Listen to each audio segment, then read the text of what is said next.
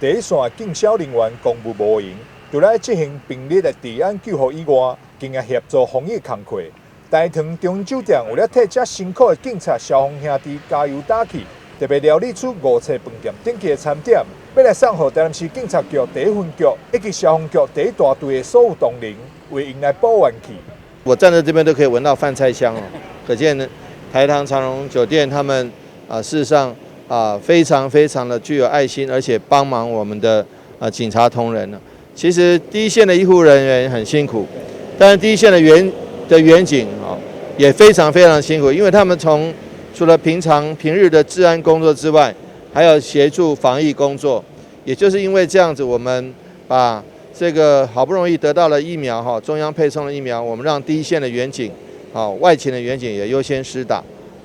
那现在我们看到了台糖长荣酒店非常有爱心，能够制赠300份243份的这个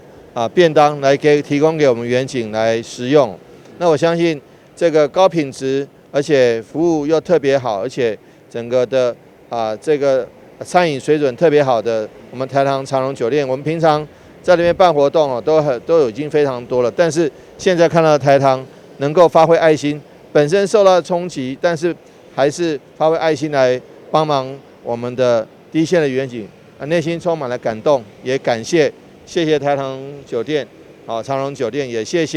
感谢员警的辛苦，也感谢台糖长荣酒店的这个善行义举。第1分局分局长方国时也会尽感谢状，感谢中央酒店的热心公益。